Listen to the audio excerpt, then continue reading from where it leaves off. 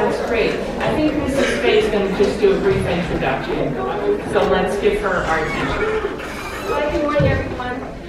I don't know if you guys all know me. I know some of you, but I am Mary Ann Faye, and I am Kira's mom. So you all know Kira Faye. I want to introduce to you. We have the whole sheriff's department here today. We have Detective Bug. We have Officer Sullivan, Officer Christie's, Officer Balistreri, and Officer Salas. So let's welcome them for their time. I don't want to take much time. I just want to say that this is a safety presentation that I thought of early in the year. I met with Officer Sullivan in March 5th. And we sat in the office for about an hour or two, and we talked about ideas and topics. Officer Christie's and Officer Sullivan did the presentation together, and it was custom made for you. It's really important. Some of you are going to college. You're going to be leaving your little bubble. It's popping. You're going out there alone. Some of you who are not going to college, you know, you're out and about. You're going to parties. You're going to the mall. You're going to movies. You're on your own. You're growing up. But the one thing that's always critical and important is safety. So always be safe. So that's my wish for you, to always be safe. I'm going to let the presentation start, but when it's over, each of you, please take a whistle, because whistles are a safety thing, believe it or not, and Kira's going to laugh at me because I'm going to tell my story. A lot of people use whistles just to make noise, like if you're in a difficult situation or in a bad situation. And it can be something simple. I walk a lot, and I was hung around the block from my house, hanging up. And honest to God, there was a deer that was grunting, and I believe it was rabbit. It was sick. And when I walked by, it stopped. It looked at me. I looked at it. It started walking towards me, and then it started charging at me. So I did blow my whistle. So you can use it in your neighborhood for something like that. Don't laugh.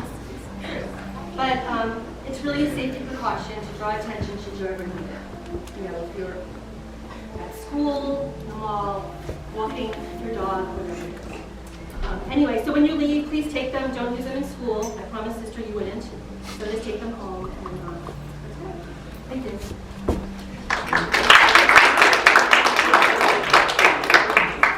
By the way, you're more likely to be attacked by a deer than a bear in New Jersey. I don't know if anybody knew that. But yeah, let's get right into it. Brief introduction about myself. My partner here, my name is Officer Chris Christie's. I've been with the Passaic County Sheriff's Office for just about 9 years now. I started out in the jail where I dealt with some criminals and got a really big database of some scary stories from there. I did a brief time on patrol, a brief time in the courts where I learned a lot of things. Right now, I'm on community policing.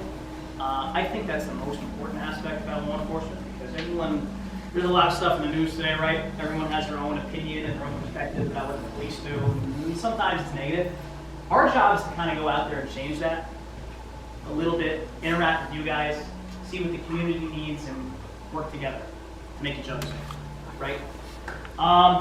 Really exciting time, right? How many of you guys, show of hands, how many of you have looked at college? Awesome. How many of you have been accepted?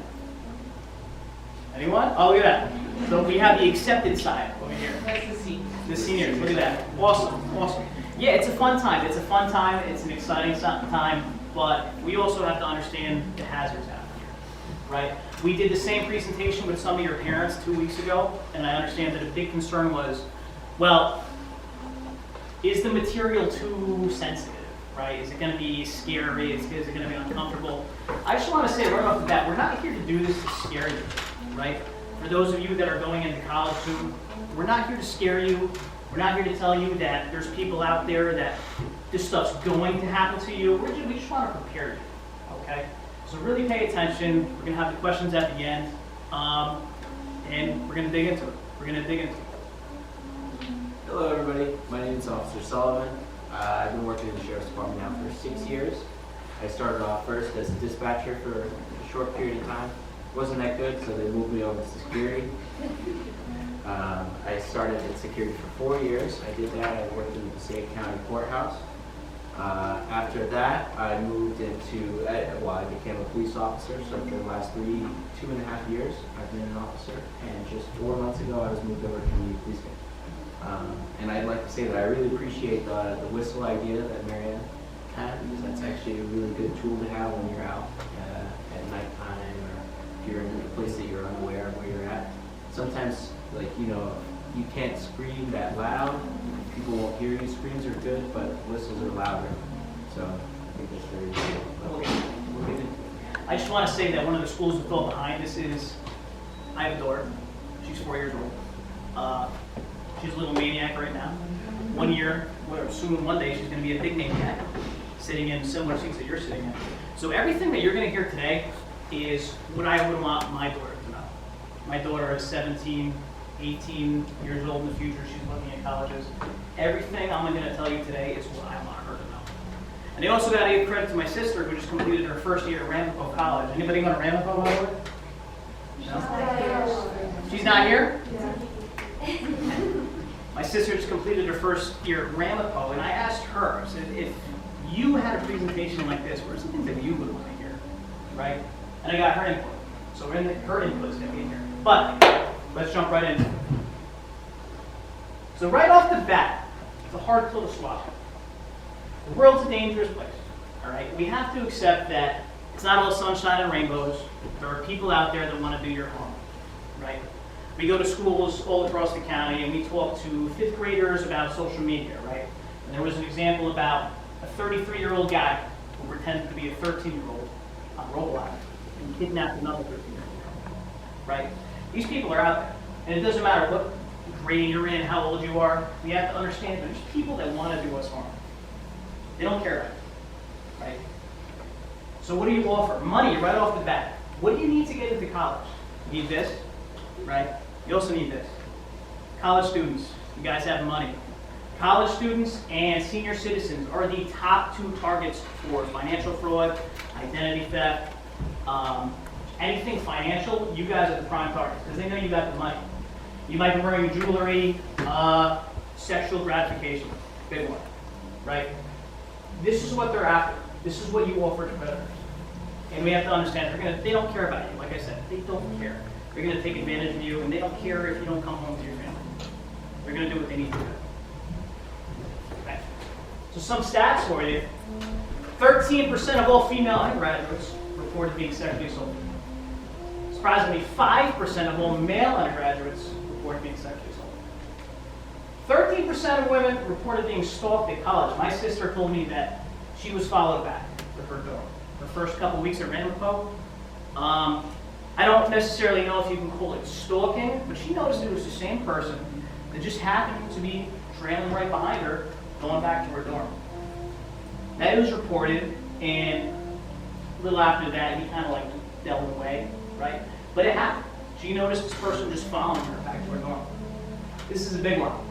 12%, only 12% of college students report sexual assault, and for that matter, any type of crime, to the police.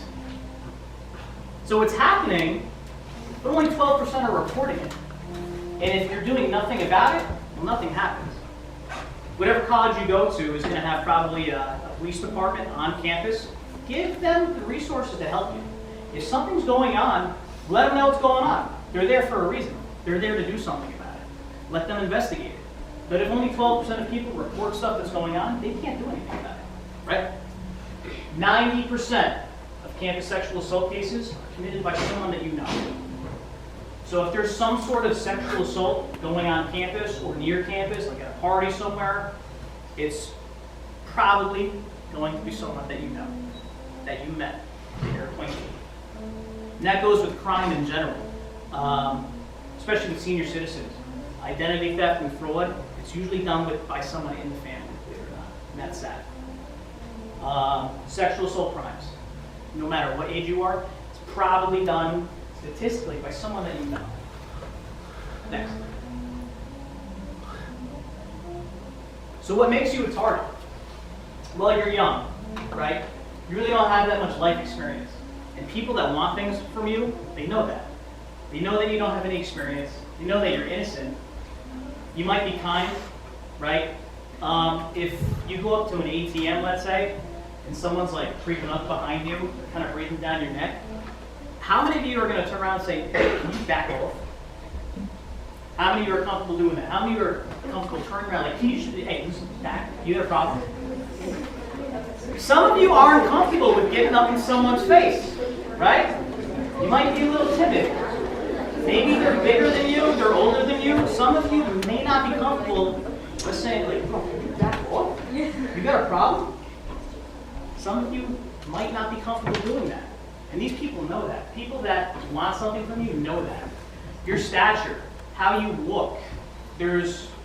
Officer Sullivan has done pretty extensive research on this. People that target people for, let's say they want to steal something from them, they look at your body language. The FBI has a lot of research done on body language. And that perpetrators will look at you and they can tell a whole bunch about you right off the bat by the way you walk. So if you're walking, especially with your head down, you got your head in your phone, you're kind of like, you're slouched over, you come off as a target. The way you talk, if you talk kind of timid, excuse me, can I get the ice block here? You're going to look at that, right? The way you talk, your confidence. And they know right off the bat whether you're going to be an easy target or a hard target. Susceptible to pressure. Peer pressure isn't just for little kids. It's not just for you guys. There's peer pressure in senior centers. It doesn't matter how old you are. I'm 30 years old. I'm susceptible to peer pressure. Celine wants to go to Gyro Grill for lunch. I don't want to go to Gyro Grill. He's going to pressure me into it. Doesn't matter how old you are. It affects everyone. Next. The location, big one. This is a map of William Patterson University. Anybody go to William Patterson? Anybody want to go to William Patterson? Woo! We got one. Woo! I'm loving it. Alumni? Look at that. Awesome. Awesome. This is a map of William Patterson.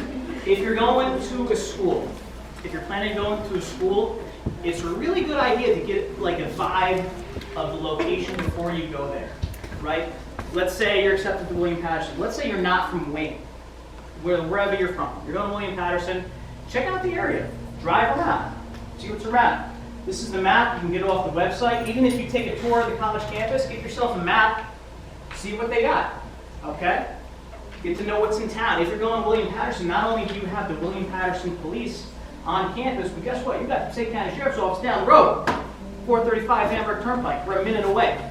So that's one of the benefits about going there. So get to know the town, get to know what's around it. Is there a hospital near it? Things like that. About the dorm itself, security checks. Are there any security checks? Can anyone just go in and out? William Patterson, well, even in my personal car, I just got in no problem, right?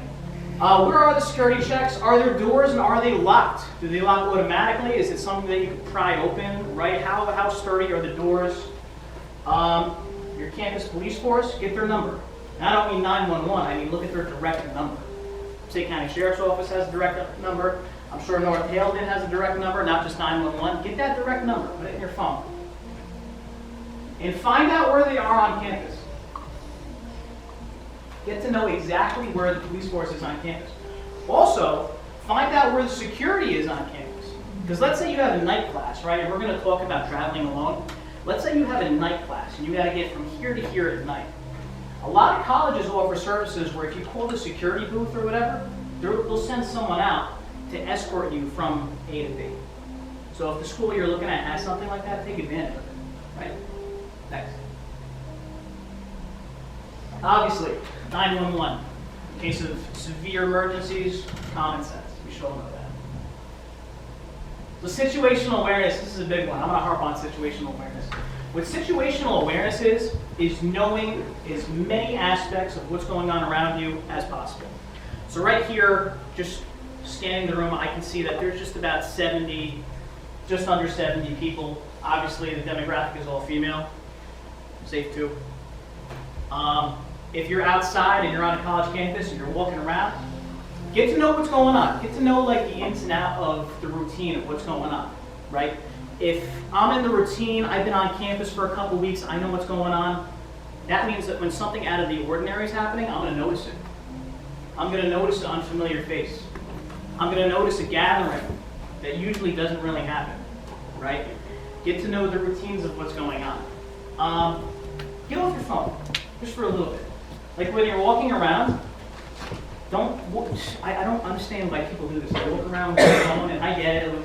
I can't live without this. I cannot go to work without this. I'm always emailing people back and forth. I'm talking to my supervisor, right? But if I'm on my phone and I'm walking with it from A to B, I'm going to class, I don't know who's looking at me. I don't know who's checking me out. I don't know who's following me, right? If you're going from A to B, my dad used to always tell me when I first learned how to drive, keep your head on a swivel. Look around. Look around. Who's around? Big thing to ask yourself, is there anything out of the ordinary? Because when you're on campus, you're going to get in the routine of things. You're going to know exactly what's going on. You're going to get into the rhythm. And like I said, when something is out of the ordinary, you're going to notice it. You're going to notice it. Unfamiliar faces. Events going on. You wear the time of day. A big thing, social media. Don't post your location. Don't post where you're going to be. If you're going to a party, and we're going to talk about parties, don't post the address of where you're going. That's a really dumb idea. Because when it comes to social media, I don't care what your privacy setting is. Guess what? There are ways to get around that. There are ways to get around that. Our guys, we have an internet crimes division. They'll tell you right off the bat. There are ways to get around it. Next. No, I hand on this because I do it to my girlfriend pretty often. She, so me and my girlfriend, we live together. And one night we decided, we went out to a bar and we came back and we both drove separate cars. And she parked her car, but I had already been there. So I just started walking up to the car, but she was on her phone. When I walked up to the car, and I was like, I saw her on her phone, so I sat there for like 2 minutes. She didn't notice I was there. That's how long it takes for someone to just notice that you're there and you're on your phone, you're distracted, and they can take advantage of that. So what I did is I hid around the side of the car, I waited for her to get her out. As she got out, she was still facing into the car. I got right behind her and she turned around, she screamed because she didn't know I was there. That's how easy it is to get distracted with where you're at. But why is that important? That's important because think about where she's at. She's in the middle of the street at night. She doesn't know what's around her, who's around her. What if it wasn't me? What if I wasn't the one to be behind her? It could have been someone else. You know, and she's a smaller girl. She can't defend herself against like some big guy. You know what I mean? Anybody who's 5 inches taller than you, weighs like 50 pounds more than you, can easily take you. So you have to be aware of where you're at to have every advantage possible in order to get away from these guys. I do it to my mom all the time. Me and my wife go to my mom's house and we visit. Sometimes we'll catch her coming home from the grocery store. She'll park in the driveway and she'll be on her phone and I'll come up right to the window. I'll slap it. It scares the crap out of her. It's the funniest thing. So just be aware of where you are. Something as simple as that. Did I wake anyone up? Dorm safety. Dorm safety. How many of you intend to stay in the dorm? Or even if you're not going to college just now, I understand we have some like lower grades here. When you do go to college, how many of you want to go dorm? Quite a bit of you. Quite a bit of you. So dorm safety is big. Let's talk about it. Again, understand the layout, know where the security is, understand where the police are and have their number. Does your dorm require visible IDs? If you have to get in, you have to require an ID. And if you do, even if it's on paper that says, yeah, you got to wear a visible ID, like that one, is it enforced? Is it enforced? Did security enforce it? At Ramapo, they have something called a dorm captain, right? It's a student who's kind of like in charge of the dorm. If anyone in the dorm has a question or a problem, they go to the dorm captain. Is the dorm, if your school has a dorm captain or something like it, are they enforcing it? Because if they're not, and you're supposed to wear an ID to get in, but anybody can just go in, that's a problem. Who's coming into your dorm? Who's coming into your area and it turns out they don't belong there, right? Buy a safe. Some of you are going to have a lot of financial information. You go to the bursar's office, you pay for your semester or whatever the case be, they give you a receipt. That's financial information that's sensitive to you. You might want to have a safe to put that in. And don't share your combination with your roommate either. Because this is someone that you probably just met. You have no idea who they are. You're going to be tempted to share your life story, but take it slow, and we'll get into roommates. Stay on camera. This is a big one. Elevators and stairwells are notorious for not having cameras. Elevators and stairwells. So if you're taking the stairs and you want to stay fit, that's great. Just understand that stairwells, they tend not to have cameras.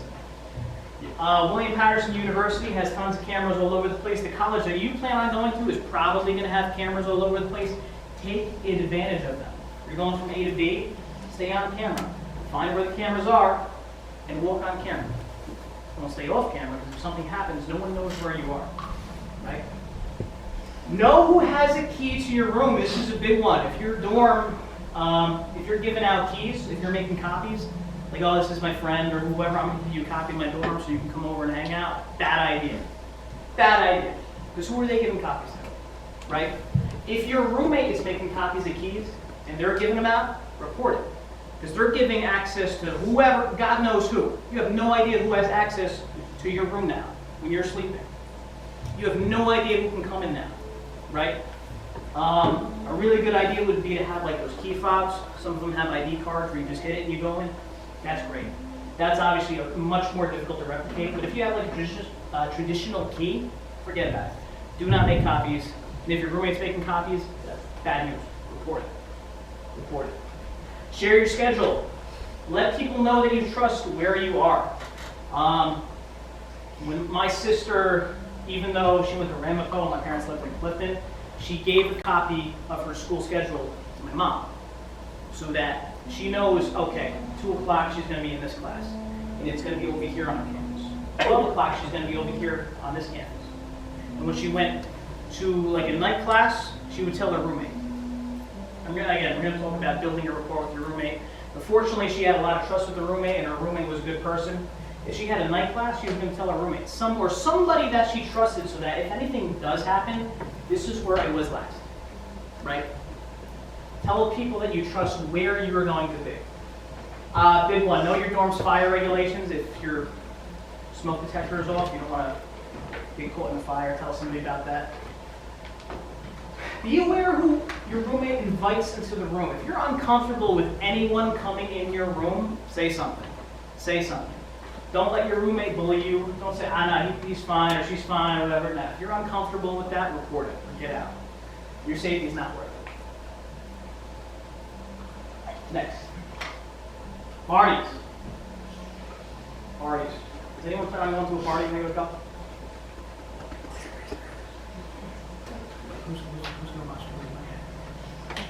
I think it's a lot more, okay? And even if you don't, these are things that obviously do happen on campus or near campus. So parties, yeah, they give you a good opportunity to socialize and meet new people, but obviously you're opening up a can of worms to make bad decisions, right? If you go to a party, know the address, don't go alone. When I was in college and I went to parties, I told my parents. They said you can do whatever you want. Well, not whatever I want. You can almost do whatever you want, but let us know where you're going. So I'd always text my mom, say, hey, listen, I'm going out tonight. I'm going to be over here. I'm going to text you throughout the night. I do the same thing with my wife, right? If she's, because we live in Sussex County, if she's driving up from Clifton to Sussex County, I tell her, when you get home, text me. Right? Drew, anything can be crazy. When you get home, let me know. Be in constant communication with people you trust. Don't go alone, obviously. Tell your friends and roommates when you could be back. So if you build a rapport with your roommate and you're coming back, let them know, hey, listen, I'm going to be back around this time. So that if you're not back around that time, they can tell someone. Cover yourself. Obviously, if something is dangerous at a party or if you feel uncomfortable, and more importantly, if anything illegal is going on, leave. Leave. You don't want to get yourself caught up with the police. It's a really fun time going to college. It takes one bad decision to screw up the whole experience. One bad decision. Thanks. Now, has anybody ever seen the movie 48 Hours? Raise your hand. Ever seen the movie 48 Hours? 72 hours. Is it 72 hours? Something like that. James Franco movie where he gets his arm caught in a rock. No. Right? 127. 127. We were off by like 60 hours or something. Well, we all know the movie we're talking about? Yeah. You guys know it's based off of a true story? Yeah. Yes. And what was the main issue with that story? Why was he stuck there? Can you tell me? He went alone, right? But what else did he do? He didn't tell anybody. He shut off. He didn't have a phone. He left it at home, and he got his hand stuck between a rock and a hard place. What happened is, you guys know the rest of the story. He had to cut off his hand in order to get there. Imagine, think of it as yourself, right? You don't have anybody know where you're at. You're gonna get stuck between a rock and a hard place. That's basically it. So he ended up cutting up. Tries to murder him. Nobody tries to murder him, no. But it's similar. Murder stories. Drinking. I got the same reaction from some of the parents 2 weeks ago. They saw the photo and they were like laughing. Like, yeah, it's a fine. I don't think this is the type of guy that would make good decisions, though. What college do you go to? Yeah, I just go to college. No campus, I'm just there. So obviously we all know that the legal age to drink alcohol is 21 years old, right? Yeah. Okay. Underage drinking is illegal, and it's not, guess what, you're over 18 now, you're going to college, you're going to be over 18, you can be charged as an adult now, right? So now it's a little bit more serious. Understand when it happens underage, there's things we could do. We do something called the station house adjustment. There are programs you go to if you get charged when you're underage. Guess what, you're over 18 now. You're going into this world, you're over 18, you're going to be charged as an adult, okay? That means you're going down, you're getting fingerprinted, you're getting booked, all that good stuff. Let's face it, you're going to be pressured to drink underage. It's going to happen, if not on campus, around campus, and it's up to you to make good decisions. It's up to you to make good decisions because, like I said, it only takes one bad decision to ruin the whole experience, to really mess up your life. Because that record can go a long way. Because if on a job application, let's say, they ask you, have you ever been arrested? And you have, because you're over 18, you've been arrested for, let's say, drunk driving, especially, right? If you're under 21, if you're 18, yeah, that's going to be on your record. But also, like, the big ramifications is, like I said, drunk driving. And you know what I hate about drunk driving? Is that when someone dies, it's almost never the person that drinks, right? It seems like it's always the family of three that are coming back from some family event, and all of them die, and the person that lives is the guy that made the bad decision to drink a bottle of Jack on the way home, right? That's the sad thing about it. It's always the person that makes the bad decision to get off scot-free. Yeah, they go to jail, but they have their life, right? Don't drink underage. Get a designated driver if you are able to drink. How many of you guys have strict parents? Now, I can imagine that, like, if you do something that you don't think your parents would approve of, you probably couldn't come to them and tell them what you were doing because you'd be afraid of the repercussions. But remember, if you do go out and drink, or you do something that you're not supposed to, your parents care nothing more than about you and your life. So whether you're drinking, doing whatever, make sure that if you can't get home or if you're going to have an issue, you tell someone. It doesn't matter what the repercussions are. Your safety is first and foremost and most important. So focus on that first. Yeah, my mom used to always tell me, listen, if you're going to drink, give me a call. I'll come pick you up. I'm not going to be mad at you. Of course, she wasn't mad at me. But at least I'm home, right? At least I'm able to come home to her and she gets to see me. Little things like yelling and getting in trouble mean nothing down the road.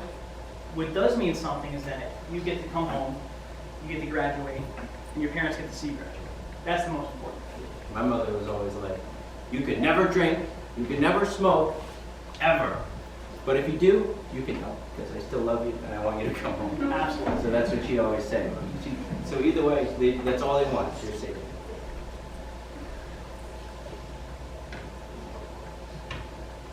Can you go back to those pictures? Touchy subject. Touchy subject. We've all seen, these are like your typical like movie, television depictions of date rape using these drugs to drug people, right? And we all kind of have in our mind that, yeah, it goes into a drink, but these drugs, we're going to talk about them, could be put on anything. I've seen them put on food. Doesn't have to be necessarily an alcoholic beverage, could be a bottle of water. Be on guard when talking to new people. They're gonna like try to distract you sometimes, right? If he's drinking something, and I'm being really nice to him, and maybe I'm putting my hand on his shoulder or something, I'm not gonna do that. But if I'm putting my hand on his shoulder, right, I do one of these, they tell you to look away, or if they're overly friendly, yeah, there's nothing wrong with being overly friendly, and that's great, but just be aware. Understand that you're going into a world where you're going to meet people for the first time. You're going to be complete strangers to you.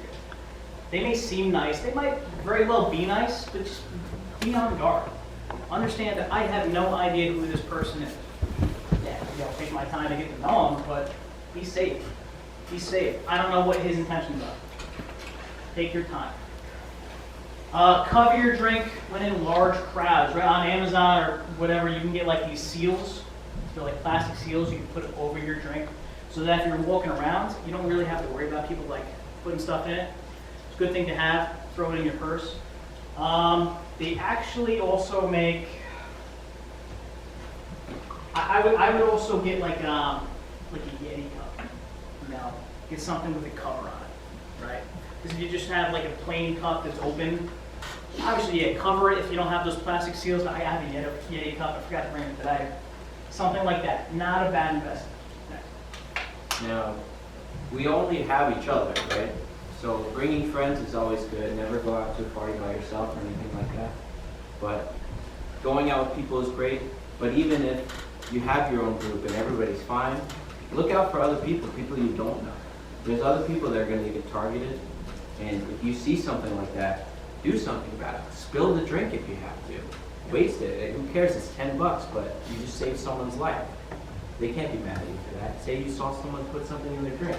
That's going to help someone, you know. So look out for other people, not just yourselves, not just your friends, but everybody around you. Yeah, if you got to go up to someone, if you're at a social gathering, a party, whatever, and you see someone put something in someone else's drink, look out for each other. Go up to that person like, hey, this person just put something in your drink. Just let me know. Simple as that. Simple as that. If you go with a friend, same thing. Hey, keep an eye on your friend. Also, when it comes to going to parties and stuff, if you're going with a friend, which you should be, have a plan beforehand, right? Say to each other, let's say there's 3 of you going out. Say to each other, all right, 3 of us are going here. 3 of us are coming back. There's no, well, no, I met this guy and I'm going to go off with him, or, you know, I met this group of people and we're just going to split and you're going to do your thing. No, no, no, no. If you go with 3 people, you come back with the same 3 people, right? No matter what. I don't care how nice this guy is. I don't care how good looking he is. Whatever the case may be. 2, 3, 4 people go out together. You all come back together. You'll walk each other back to your dorm, right? If you have a designated driver, or even just whoever coming back to pick you up, you're all walking to that car at the same time. Next. Okay, roommates and responsibilities. If someone is caught with something in your dorm, can you be liable? Can you be disciplined when someone has something in the dorm that they're not supposed to have? Depends on your school's policy, right? At Ramapo, I believe that if there's some, let's say there's alcohol in the dorm and there's not supposed to be alcohol in there, if no one fesses up to it, everybody's getting hit. Everybody's getting hit. It's the same thing where if we pull someone over and there are drugs in the car and no one wants to fess up, who's drugs? Whose drugs are these? Everybody's getting charged. A lot of schools have similar policies. So whatever school you're going to, look up their policy when it comes to contraband. See what they have to say about it, right? And when it comes to the point where, this is rare, but the police have to come in and give them a warrant to come search for something in your dorm, just be aware that we do know about these things, these little stash cans. They're popular. We know how to look for them. My sister has seen a ton already. If your roommate does something that's harmful to themselves, if they're doing something that they shouldn't be doing, you have a moral obligation to do something about it, right?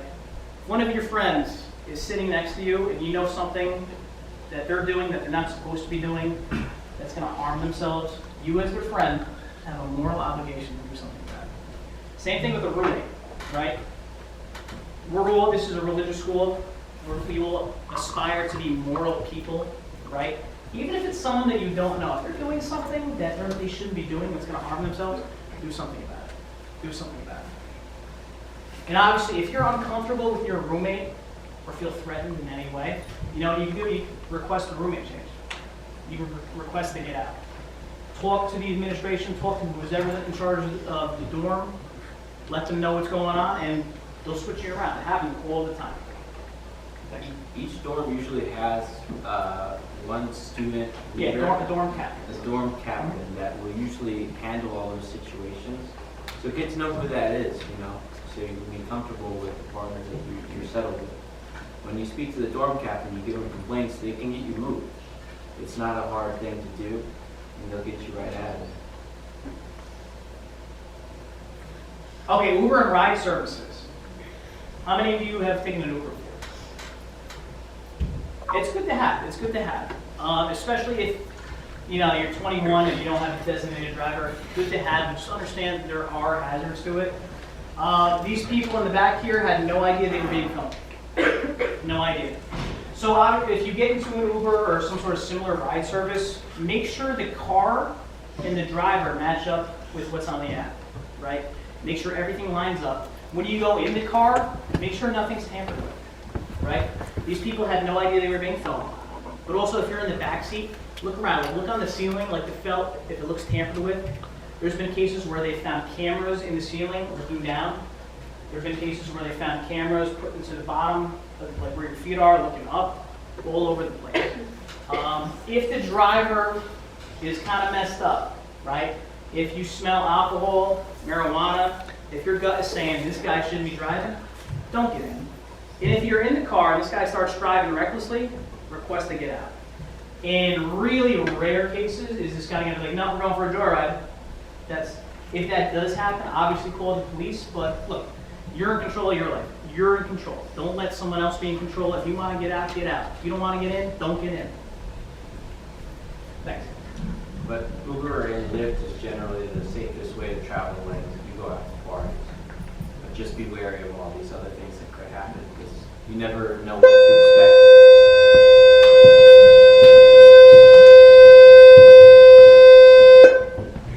It's just better to be prepared.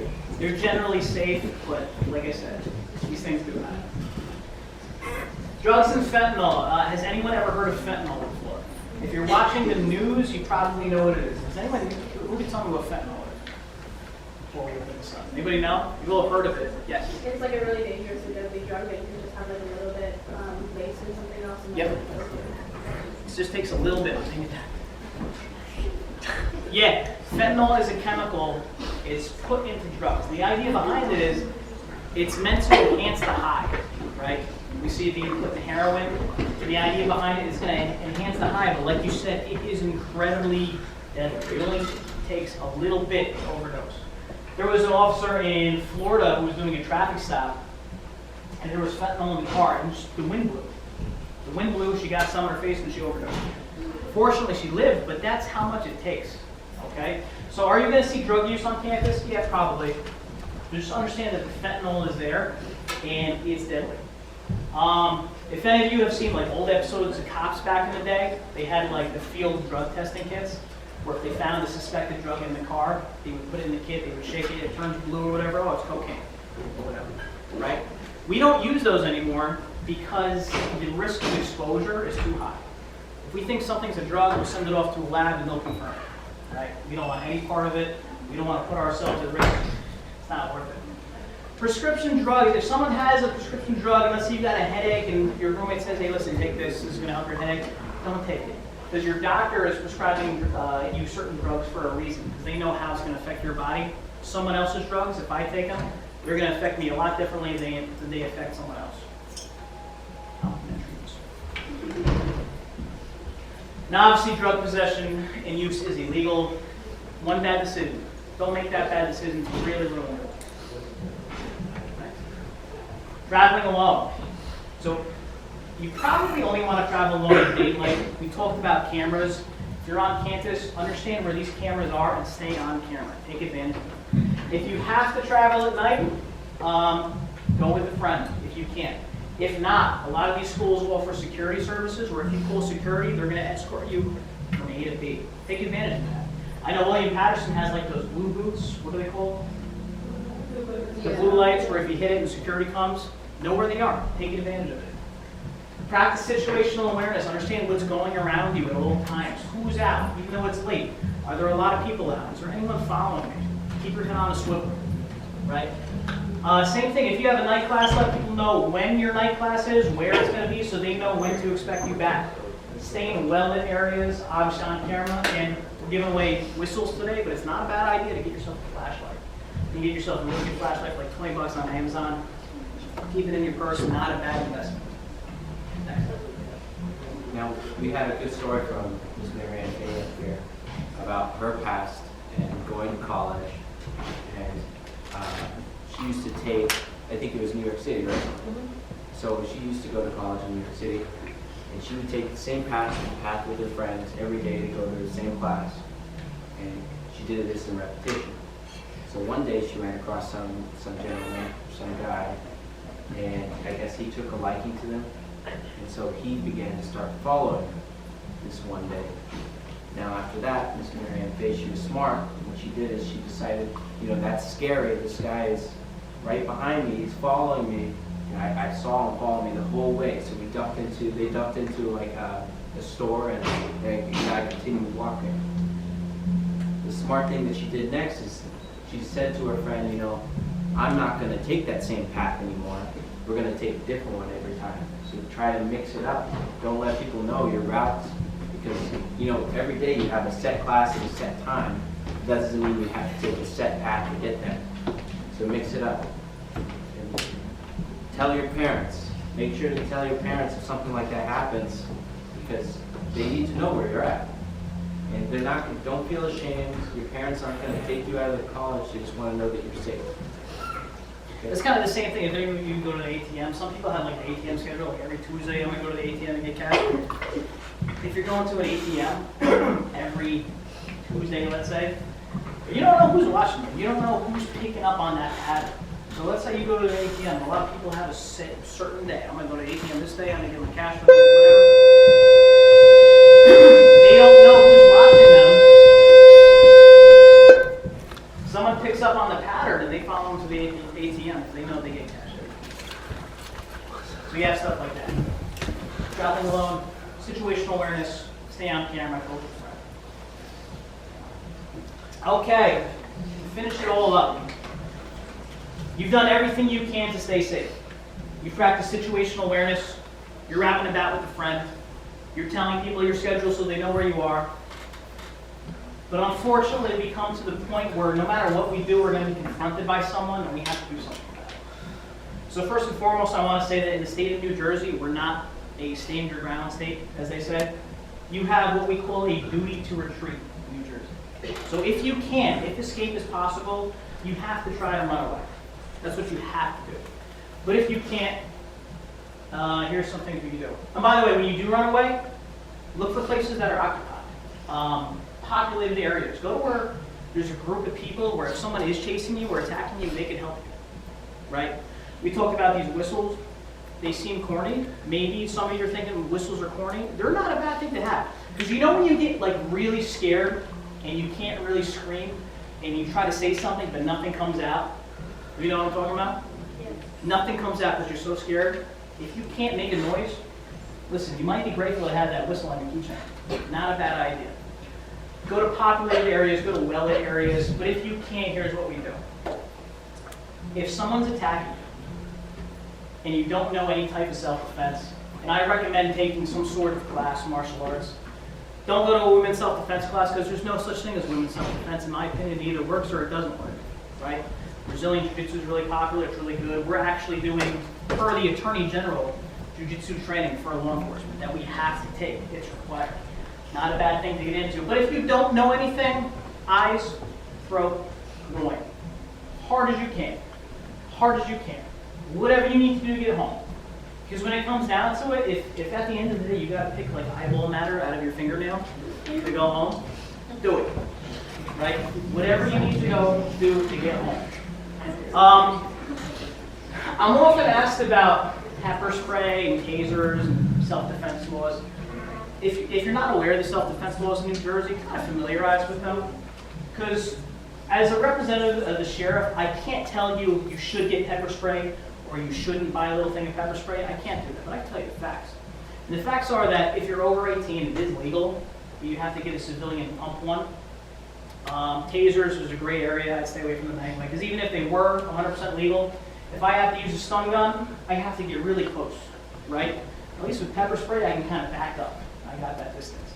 So, again, I can't tell you whether you should or should not, but know the facts and make the decision for yourself, right? And I cannot recommend getting into a martial arts. See if there's any places on campus that offer it. Some campuses have martial arts clubs, right? Look into that. Really good idea. And obviously, when it comes down to it, get home. Get home. Do whatever you need to do. Whatever you need to do. Scream, yell, get people's attention. If you can't scream, use the freaking whistle, right? You gotta poke someone's eyes and pick. It won't matter how you feel. Who cares? Get home. Get home safe. And hopefully, maybe you'll have a friend to help you fight though. So, with that, I hope you will enjoy this. I hope you will learn something. Thank you for having us.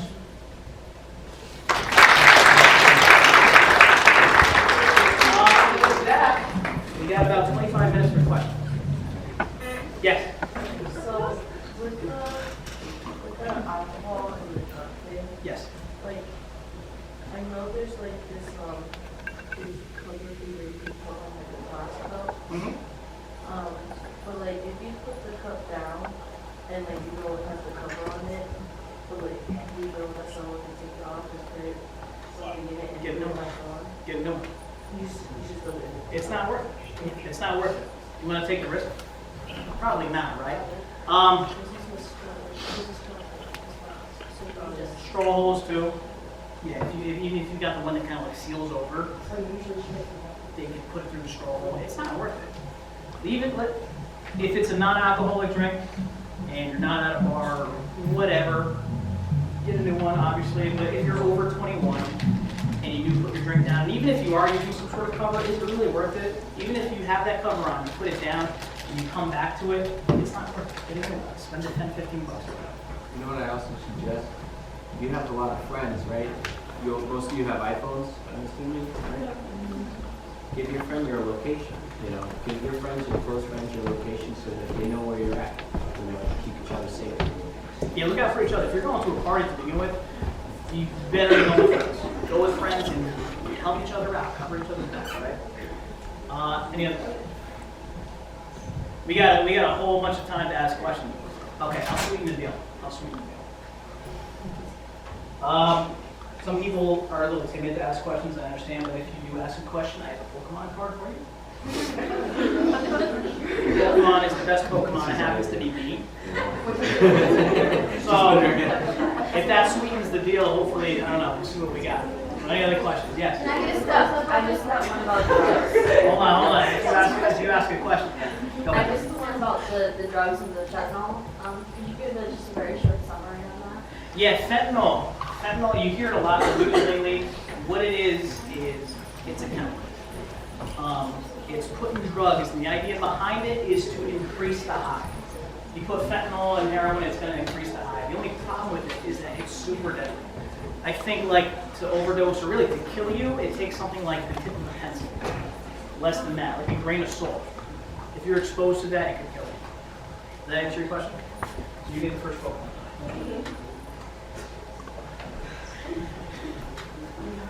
Yes.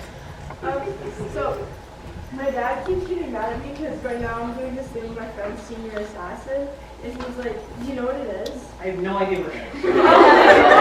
So why don't you educate us all and let us know what a senior assassin is? No, like, I'm pretty sure, like, I don't know what it is. I'm working on it. So, it's like this thing with your friends, and like, say you have a partner, you're assigned a target, and you have to like track them down and shoot them with a water gun.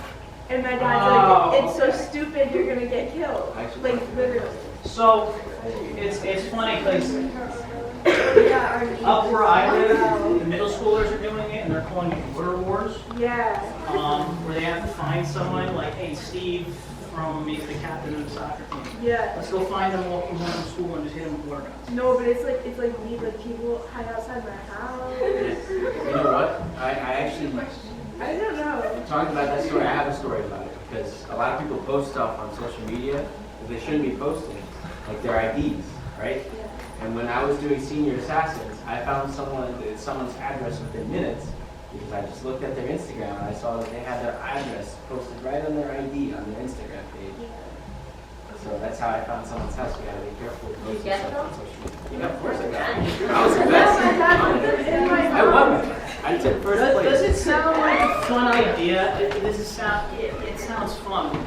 Something like that, like if you're noticing people like camped outside your house, what are they doing?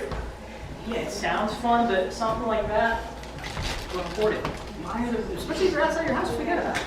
Forget about it. Yes. So, you know, like those videos you see on social media, like when you're in your car, you come back to your car, and then you get in, and someone puts like a shopping cart behind your car, so like you have to get out and move it. Yeah. Like, what do you do? Like, do you get out of the car? Like, if you can't pull out, like, what do you do in that situation? Because if you get out, So- work is gonna kill you. So, if I'm in my car and I'm getting ready to back out, Yeah. and then all of a sudden someone puts a shopping cart behind me, Yeah. I'll try to go forward. But But if I can't, yeah. look around. Who's doing it? If it's just some kid who's being like really annoying, they get out. I tell them to go expletive off, and I would move the shopping cart. What if it was like a creepy man? That was like, Call you. Call someone. I don't. Who cares if you're in a hurry? If someone like, if some really creepy dude like puts a shopping cart in the back of your car, you can't get out, and you're afraid to get out. I don't care if you're in a hurry. I don't care if you gotta go to work. I don't care if you gotta go to class. If you have to call the police or call like ShopRite security or wherever you are to come out and do something about it, do it. Take the extra 20 minutes. It's not worth going out and having some weird guy like take you away or Stay attack in you. the car. Don't get out of the car. Yeah, Stay lock in the the car. Lock the cars. If anybody tries to pursue it, that shopping cart's not going to stop the 3,000-pound vehicle. Just run right through it. Stay in your car. It's not worth getting yourself hurt. And I'm a terrible ninja. I'm not going to ninja star at this. So if you just pass that back. Anyone else? Yes. Nice and loud. Nice and loud. Are there any ways to improve your social awareness? Improve your social awareness. Yeah. You have a star on you. Simple fact. Okay. Sorry. I apologize. I feel bad now. Is there any way to improve your social awareness? Situational awareness? Yes, there absolutely is. It's just a matter of getting yourself in the habit of doing something. So if you're in the habit of leaving your house or whatever, and you're on your phone as you're going to your car, make it a habit. Make it a habit of not doing that. We're creatures of habit, and habits are tough to break, right? But if we get in the habit of just like stopping, take a breath, and look around, eventually that habit is going to become second nature. You know what I mean? Same thing with going to like a party or anything where like there might be a bad situation. If you take the time, just like take a step back and ask yourself 3 questions. Is what I'm about to do going to get me in trouble? Is it going to get my friend in trouble? Is it going to get my parents in trouble? If you take a step back and ask yourself those 3 questions, or if your gut's telling you this is probably a bad idea, guess what? It's probably a bad idea.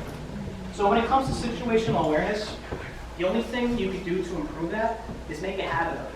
Practice. If you practice anything, it becomes second nature over time. I'm not going to ninja star, so if you just ninja star that back to it. I actually kind of turn it into a game a little bit, being like aware of your surroundings.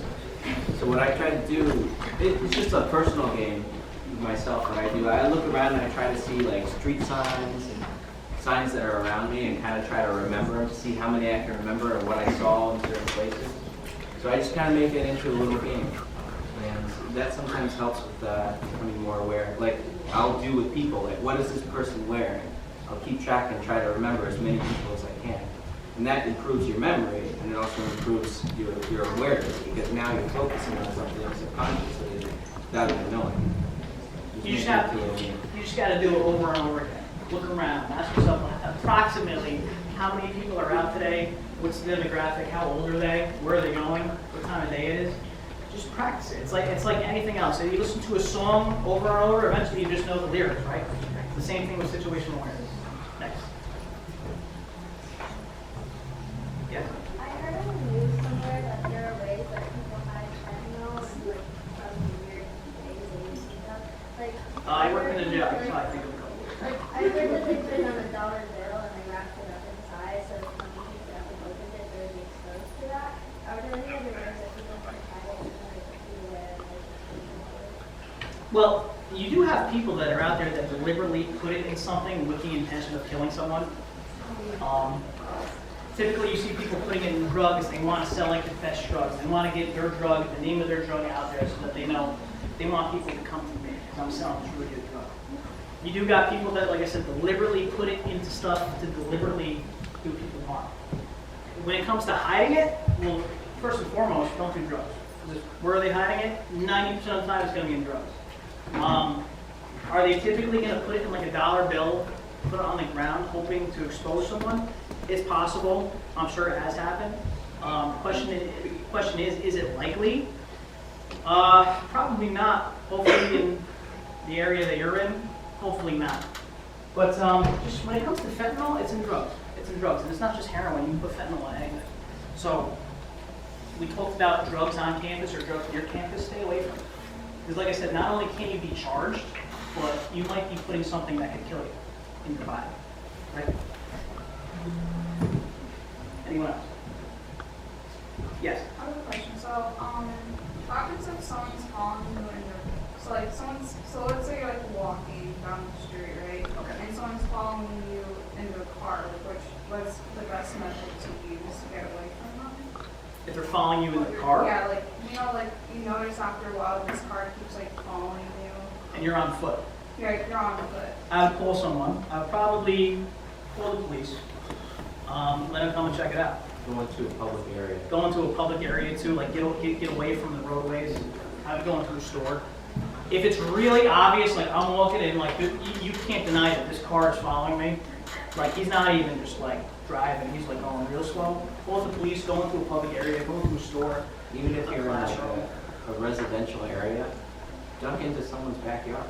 They can't drive through their house. So that'll help too.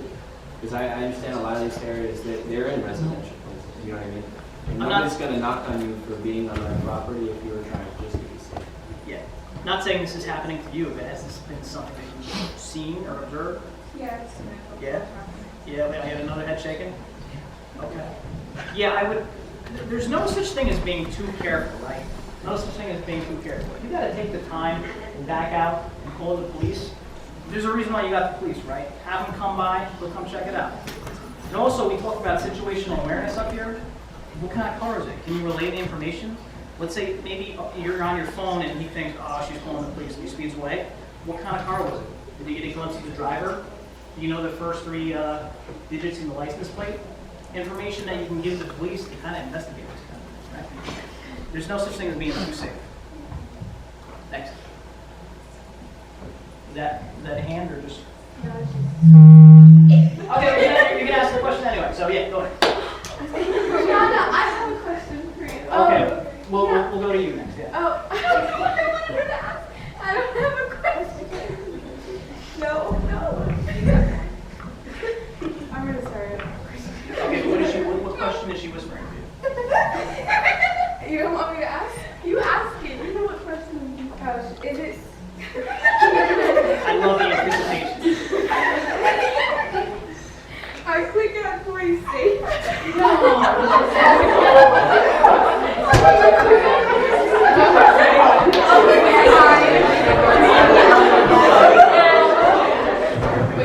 Is what's it?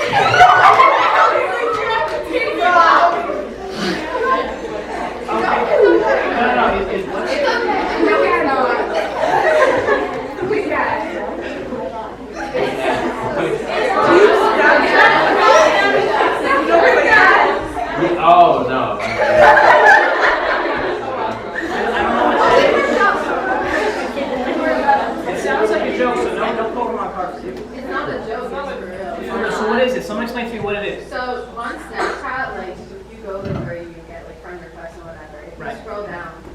here's a list of like recommended people. You have it on like Facebook, they have that too. Yeah. But if you like add people, like I guess she's asking, is it safe to add people they're that you strangers. don't know? Oh. Like strangers. No, this was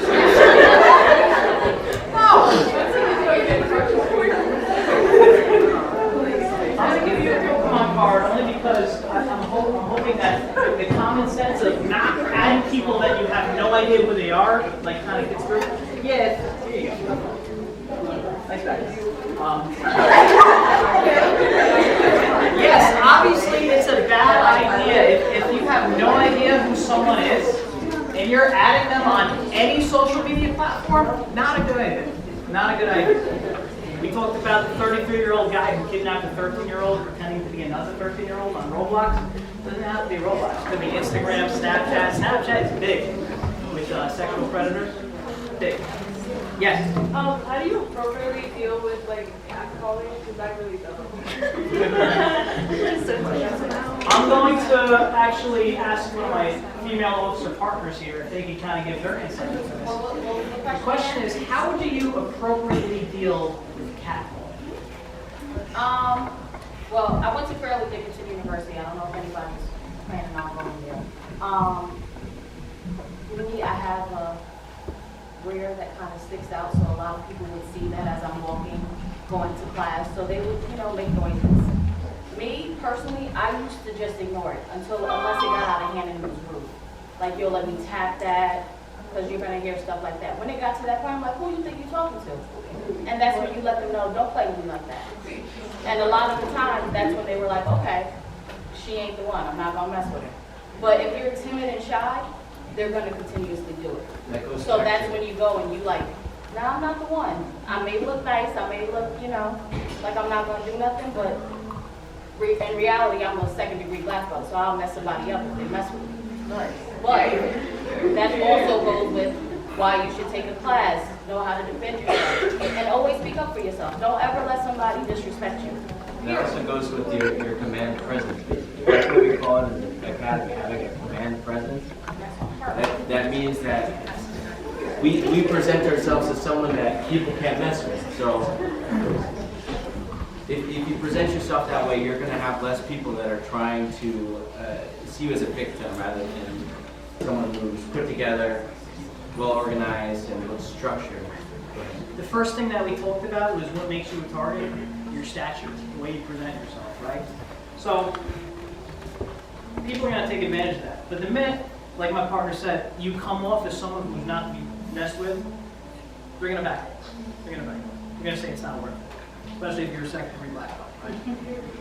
Yes? What do you do? Like, so I keep getting these phone calls from this person. They like won't stop calling me. They like call me every meeting. You know this And like, person? no, I don't. And so I blocked their number, but they can still call me. So I tried every way possible to tell them. I told them to stop many times. When you pick it up, does it sound like a scam call? People have no scam It calls. sounds like a real person. It sounds like a real person? But they like disguise their voice and make it seem silent. And the voicemail is very weird. I would write down that number, and I would report it, and say that it's a constant thing, reoccurring thing.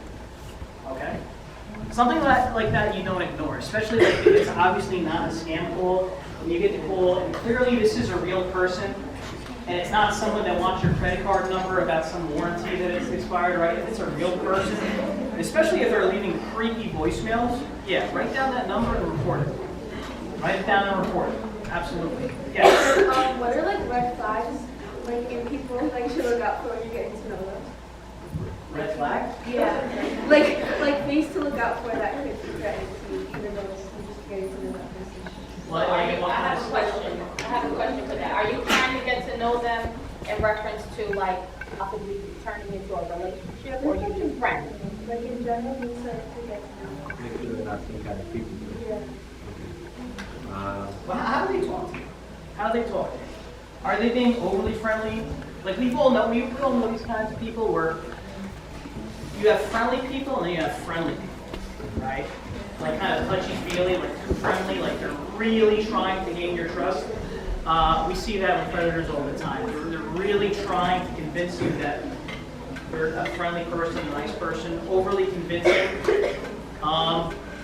again, trust your gut. If someone feels off, they're probably off.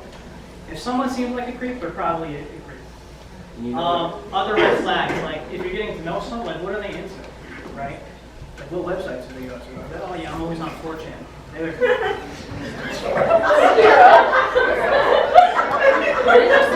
well, even if, say like little things that they do, right?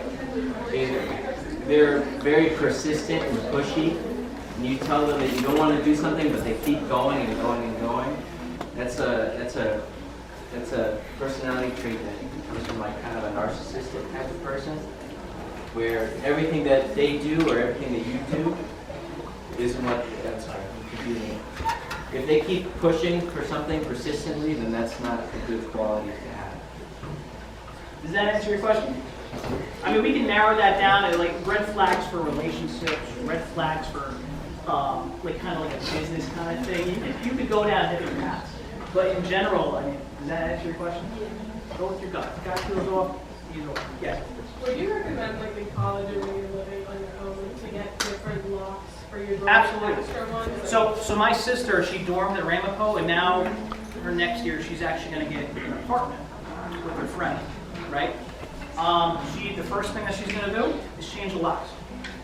She's going to treat that apartment the same way she treated her dorm, in the sense that she's changed. Well, she can't change the dorm locks, but she's going to change the locks. She's going to see if the windows have locks on them. She's going to see if the policy allows her to get a security system. She's going to do whatever she possibly can to make that apartment as safe as possible. So yeah, change the locks, add a lock, add like a deadbolt if you can, whatever you can. Security system. How many people have like a Ring doorbell at their house? If that's something that you want to do, and like after you dorm, you want to get your own apartment, great. See what the apartment complex's policy is on a Ring doorbell or cameras in general. Can't recommend it enough. I got cameras all around my house. There's no such thing as being too safe. Can you ninja star this back to him? Next. We got about 5 minutes. So I think we could do maybe 3 really good questions. If anyone has 3 really good questions. Yes? What are red flags in a relationship?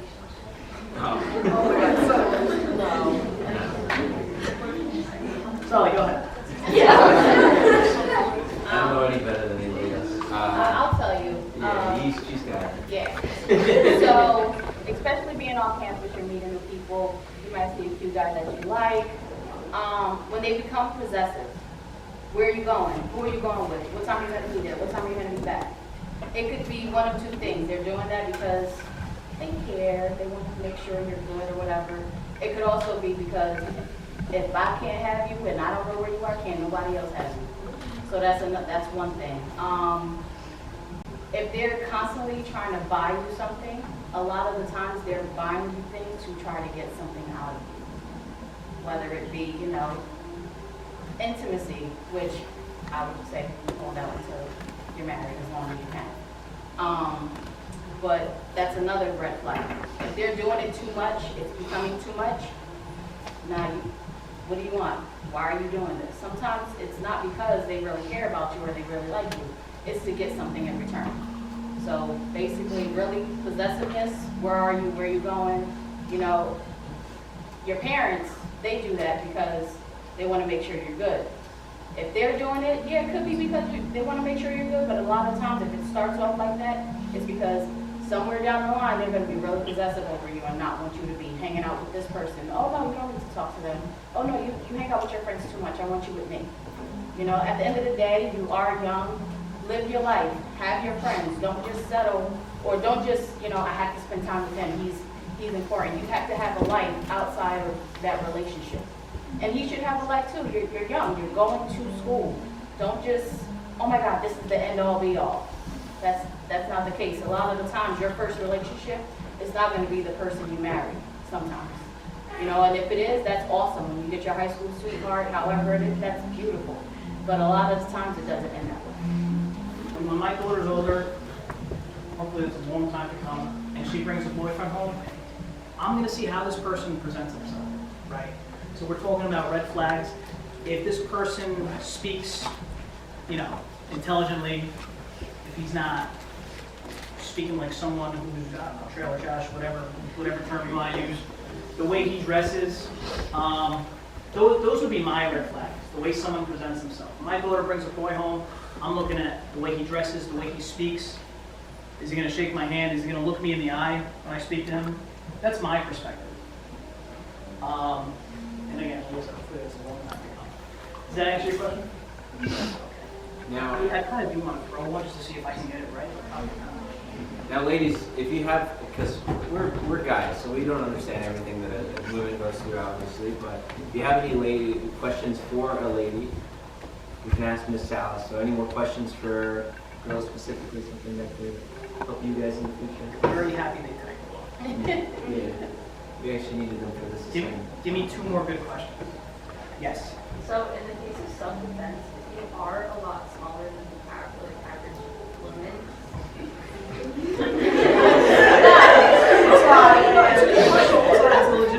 and that's like your last resort, and like, what do you do in that situation? I mean, I know there isn't a lot you can do, but like, what can you do if you have to fight and you're not like actually or that Well, you're gonna, like I said, you want to go for the sensitive parts. Again, some people can take a punch. Not everybody can take a finger jabbed in their eye, right? Some people can take a punch. Not everybody can take getting kicked as hard as they could downstairs.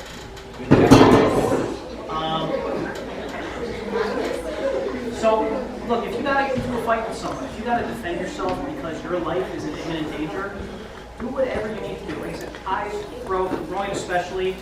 We talk about martial arts. I can't recommend judo and Brazilian jiu-jitsu enough. Women's self-defense class, I really hate that term because there's no such thing as women's self-defense. Self-defense either works or it doesn't.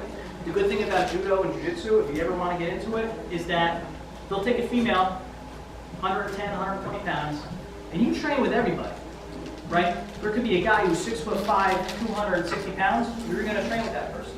So that in the event where you do have to defend yourself against someone of that stature, you kind of have an idea what to go.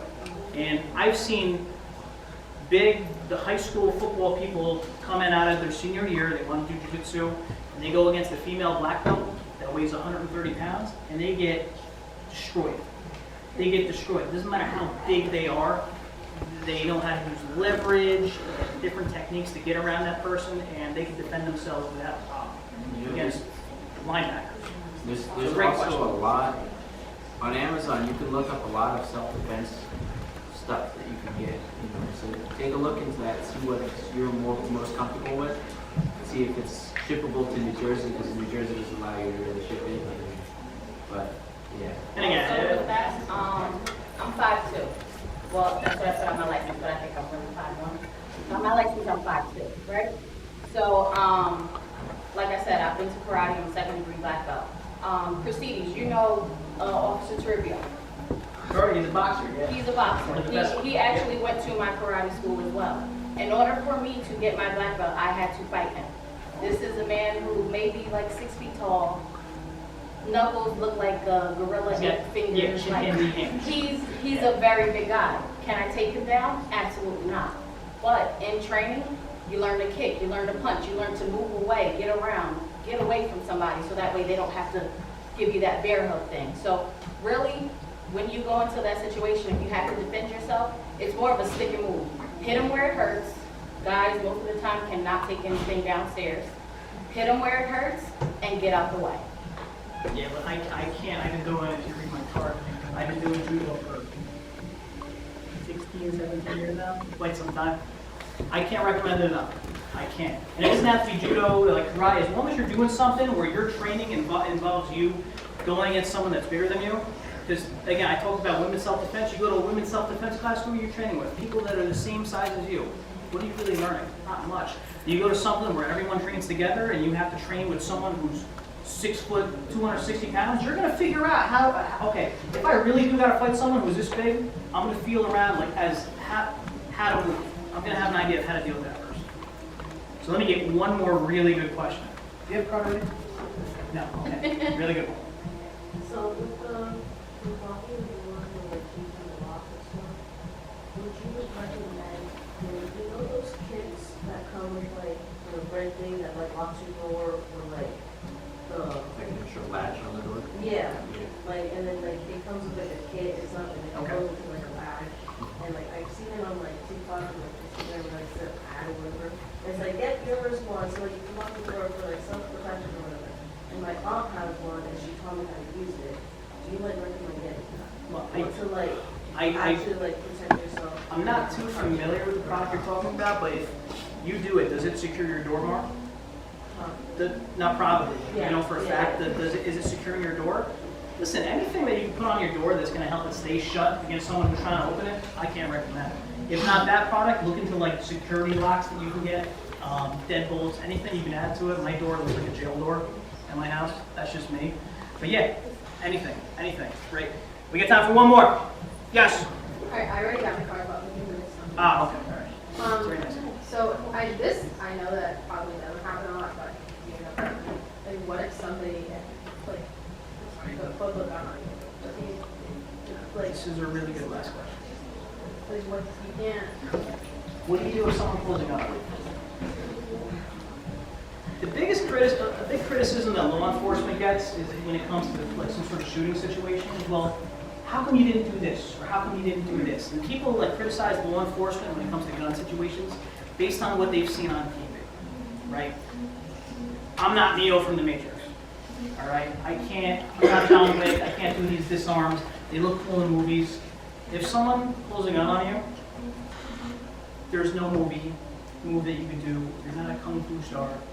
If someone pulls a gun on you, you have to do what they say. If they want your wallet, here you go. This is replaceable. Credit cards are replaceable. Cash is replaceable. My ID is replaceable. A picture of my daughter in there is replaceable. No, it's not replaceable. Me. I'm not replaceable. Someone pulls a gun on you, there's really nothing you can do. The only thing I could recommend is if someone puts you in, let's say, an execution style. We hear about this stuff on TV. There was a shooting recently where this guy went into someone's house and killed the family execution style. If it's something like that, if the person says, you know what, I'm going to pull the trigger, then you fight. But if they want something material, they want what's in your purse, they want your cash, your credit cards, give it to them. Give it to them, let them go away. Those can be replaced. You can't. They tell you to get in a van, you're fighting.